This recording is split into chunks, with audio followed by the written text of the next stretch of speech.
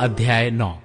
जब ये काम हो चुके तब हाकिम मेरे पास आकर कहने लगे, न तो इस्राएली लोग, न याजक, न लेवीय इस ओर के देशों के लोगों से अलग हुए, वरन उनके से अर्थात कनानियों, हित्तियों, परिज्जियों, यबूसियों, अम्मोनियों, मुआबियों, मिश्रियों और एमोरियों के से घिनौने काम करते हैं, क्योंकि उन्होंने उनकी बेटियों में से अपने और अपने बेटों के लिए स्त्रियां कर ली हैं, और पवित्र वंश इस ओर के देशों के लोगों में मिल गया है। वरन हाकिम और सरदार इस विश्वासघात में मुख्य हुए हैं। ये बात सुनकर मैंने अपने वस्त्र और बागे को फाड़ा और अपने सिर और दाढ़ी के बाल नोचे और विस्मित होकर बैठा रहा। तब जितने लोग इस्राएल के परमेश्वर के वचन सुनकर बंधुआई से आए हुए लोगों के विश्वासघात के कारण थरथराते थे, सब मेरे पास इकट्ठे हुए, और मैं सांझ की भेंट के समय तक विस्मित होकर बैठा रहा।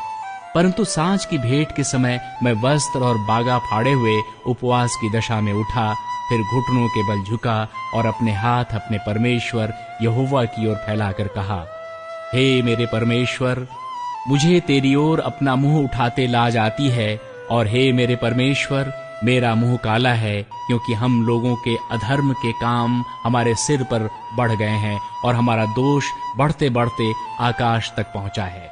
अपने पुरखाओं के दिनों से लेकर आज के दिन तक हम बड़े दोषी हैं, और अपने अधर्म के कामों के कारण हम अपने राजाओं और याजकों समेत देश देश के राजाओं के हाथ में किए गए की तलवार, दासत्व, लूटे जाने और मुंह काला हो जाने की विपत्तियों में पड़े, जैसे कि आज हमारी दशा है।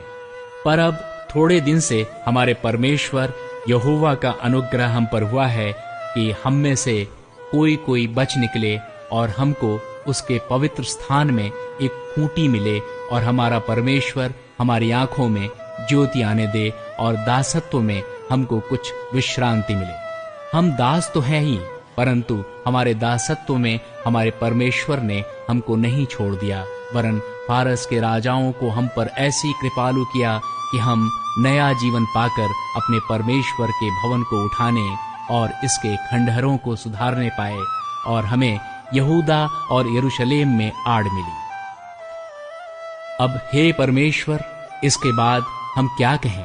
यही कि हमने तेरी उन आज्ञाओं को तोड़ दिया है जो तूने ये कहकर अपने दास नबियों के द्वारा दी, जिस देश के अधिकारी होने को तुम जाने पर हो, वो तो देश देश के लोगों की अशुद्धता के कारण और उनके घिनौने कामों के कारण अशुद्ध देश है।